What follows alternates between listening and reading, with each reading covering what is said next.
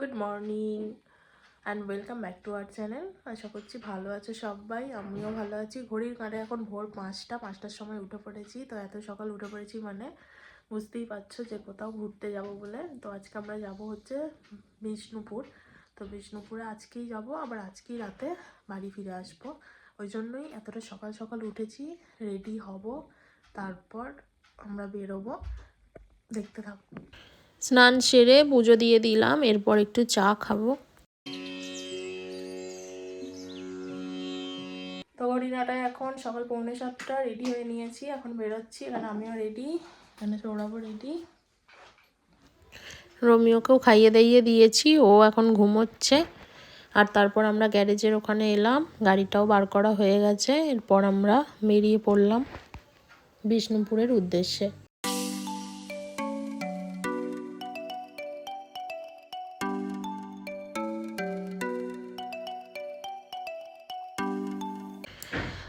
এখন ঘড়ির কাঁটায় সকাল 9:30 সময় পথের ধারে এরকম দাঁড়িয়ে আমরা এখন ব্রেকফাস্টটা সেরে নিচ্ছি। আর মা বাড়ি থেকে পরোটা, আলু ভাজা, শসা নিয়ে এসেছিল, মোয়া। তো আমরা এখন গাড়িতেই খাওয়া দাওয়াটা সেরে নিই।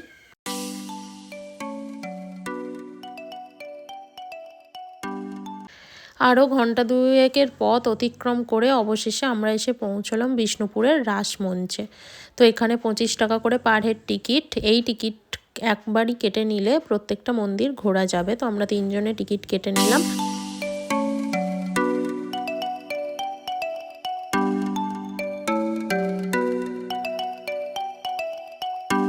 রাসমঞ্চের সামনে রয়েছে সুন্দর একটি বাগান। আর আমরা তারপর মাটি থেকে অনেকটা বেশ উঁচুতেই রাসমঞ্চে উঠে পড়লাম। রাসমঞ্চের গঠনটা কিছুটা কুঁড়ে ঘরের মতোই দেখতে লাগছে। আমরা ধীরে ধীরে এগিয়ে চললাম ভিতরের দিকে। এই প্রান্ত দিয়ে গিয়ে ওই প্রান্তে বেরোবো।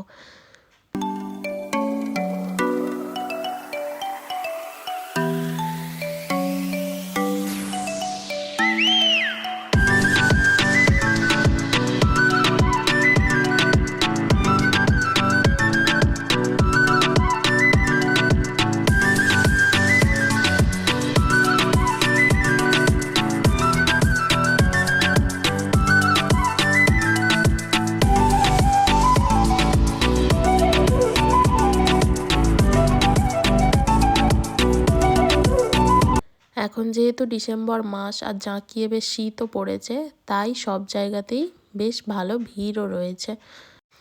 আমরা এখন ধীরে ধীরে প্রবেশ করলাম মদনমোহন মন্দিরে।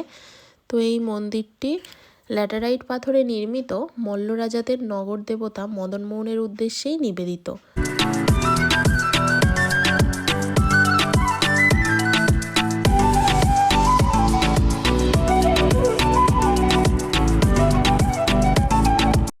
মন্দিরটির গায়ে নানান ধরনের অলংকার, টেরাকোটার কাজের জন্য মন্দিরটি খুবই জনপ্রিয়।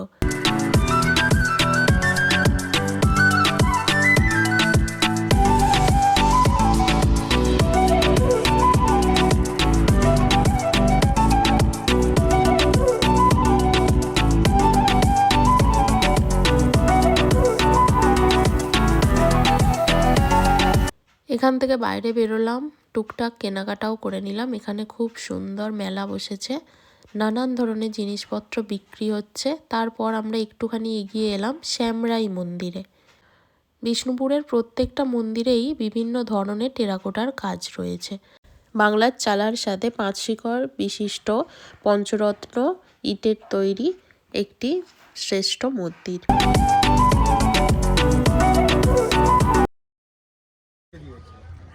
আমরা এখন রয়েছি শ্যামরাই মন্দিরে। প্রত্যেকটা মন্দিরের সামনেই বেশ খানিকটা জায়গা জুড়ে অনেকগুলো এরকম পোড়ামাটির জিনিসের দোকান বসেছে। এরপর আমরা চলে এলাম জোড়বাংলা মন্দিরে।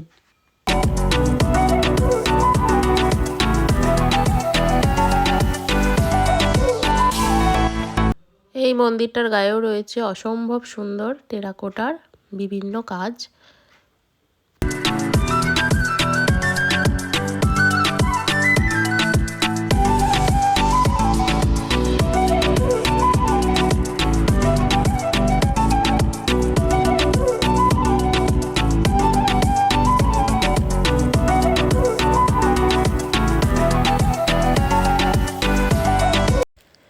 আমরা এখন চলে এলাম রাধাশ্যাম মন্দিরে। তো এই মন্দিরটিও ল্যাটেরাইট পাথরে নির্মিত আর এক চূড়া বিশিষ্ট।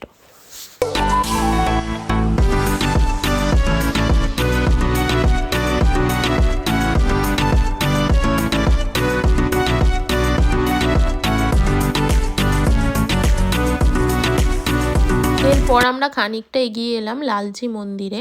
এই মন্দিরটির দক্ষিণ দেওয়াল সংলগ্ন উৎসর্গ লিপি থেকে জানা যায় শ্রী রাধিকা ও কৃষ্ণের আনন্দের জন্য মল্লরাজ দ্বিতীয় বীর সিংহ এই মন্দিরটি স্থাপিত করেছিলেন।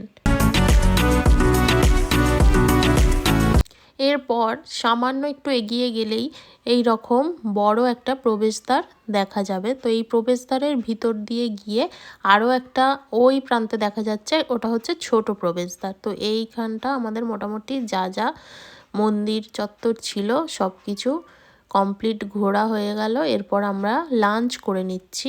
এখানেই একটা রেস্টুরেন্ট ছিল, এখান থেকেই আমরা খাওয়া দাওয়াটা সেরে নিলাম।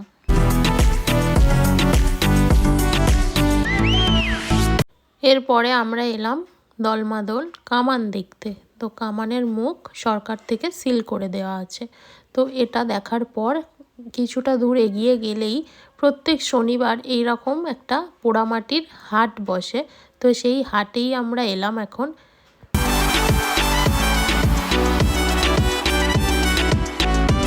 আমরা হাটে কেনাকাটা ঘোরাঘুরি করার সাথে সাথে আমাদের চোখে পড়লো এই মন্দিরটি। তো এই মন্দিরটি আমরা ঘুরে এরপর এখান থেকে একটুখানি সৌরভ পিঠে টেস্ট করলো।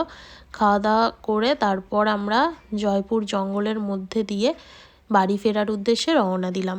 এখন বিকেলে আমরা একবার এলাম বনলতা রিসর্ট। এই রিসর্টটা ভীষণ সুন্দর। আর যারা এসেছো এখানে তোমরা তো জানোই, এই শীতকালে চারিদিকে গাঁদা ফুল, শীতকালীন ফুল দিয়ে সাজানো, এত সুন্দর লাগছে চারিদিকটা। আমরা এক পাশ দিয়ে ঢুকলাম আর এক পাশ দিয়ে বেরোবো, তাহলে পুরোটাই আমাদের ঘোরাও কমপ্লিট হয়ে যাবে। অনেক মানুষজনই দেখলাম আমাদের মতোই যখন বিষ্ণুপুর থেকে ফিরছিল, তারাও এরকম বনলতা রিসর্টে নেবে এইখানটা একটু ঘুরেই যাচ্ছে। তো ভীষণ সুন্দর জায়গা, যেদিকেই তাকাচ্ছি শুধুই গাঁদা ফুল, ভীষণ ভালো লাগছে। ফুলের কোনো শেষ নেই, যে প্রান্ত দিয়ে যাচ্ছি না কেন ফুলে ভরা চারিদিকটা।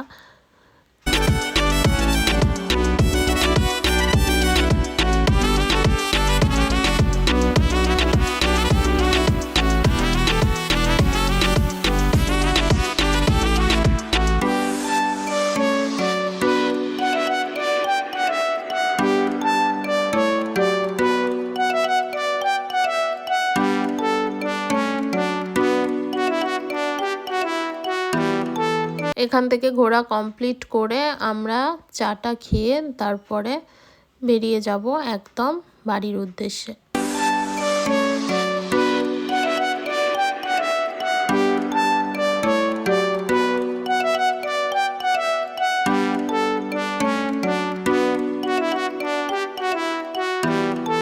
চা খেয়ে সৌরভ এখন এখানকার একটু মিষ্টি খেয়ে দেখছে, আর গাড়িতে এসে তারপর একটু মুড়িও মাখা হয়েছে।